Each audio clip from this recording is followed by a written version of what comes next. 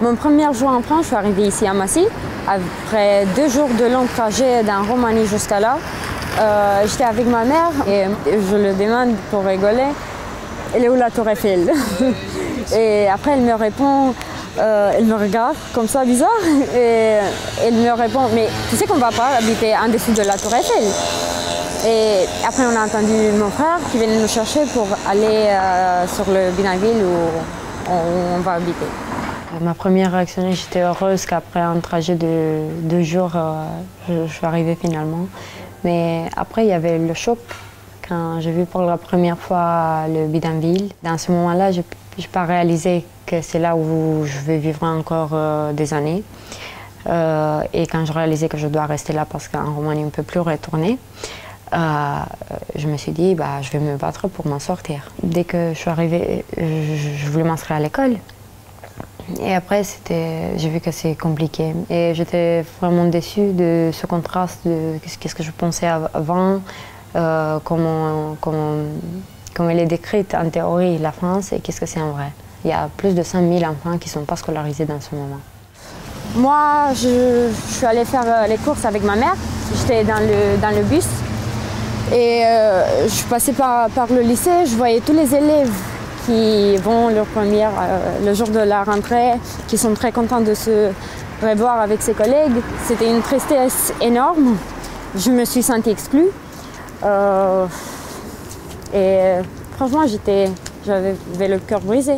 Moi, j'ai intégré l'école en janvier 2018 et en juin, donc quelques mois, j'avais un examen pour voir mon niveau de français. Ensuite, la pause, c'était que le même jour de mon examen, c'était le jour où il y avait l'expulsion du terrain. Et donc, grâce à ma mère, on a pu déménager. On a pu déménager avant l'expulsion et ne pas se retrouver dans la rue sans rien faire. On a trouvé un autre bidonville à Antony, celui où j'habite actuellement. Et donc j'ai passé mon examen et j'ai eu 80 sur 100 points. Et j'étais super contente qu'après quelques mois, j'ai réussi à apprendre assez le français pour pouvoir m'intégrer dans un lycée normal, dans une classe normale. J'habite à Antony, j'habite dans un bidonville avec ma mère et mes 2 frères, avec les enfants de mes frères. Et dans le même temps, je suis scolarisée au lycée Poincaré à Palaiseau. Je suis en première SC2S, je travaille dans le domaine social, mais voilà, les conditions de vie qui sont dans un bidonville, tu n'as pas de l'eau courante, tu n'as pas d'électricité. Ça m'empêche un peu d'avoir une scolarité normale, comme tous les élèves, comme ça serait normal. Sur un bidonville, on n'est jamais sûr de rester longtemps, il y a toujours le risque d'expulsion.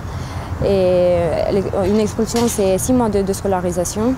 Et alors, je vis tous les jours avec la peur que le lendemain, je me trouve dans la rue et je ne peux pas continuer mes études comme tous les autres. Nous, enfants vivant en bidonville, squat ou hôtels sociaux. Nous, jeunes mineurs isolés étrangers. Nous, enfants des gens du voyage. Nous vous adressons cette lettre. Car dans le pays de Victor Hugo et de Jules Ferry, la porte de l'école reste fermée devant nous. Avec ce collectif, nous, qu'est-ce qu'on demande, c'est le droit d'être scolarisé, de réussir à l'école pour tous les enfants en situation de précarité en France. Mon rêve vraiment, c'est de devenir assistante sociale pour aider tous ceux qui en ont besoin. Et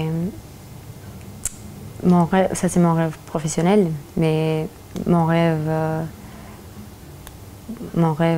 personnel, c'est que tous les élèves, et tous les enfants et jeunes peuvent s'inscrire à l'école pour réaliser leurs rêves.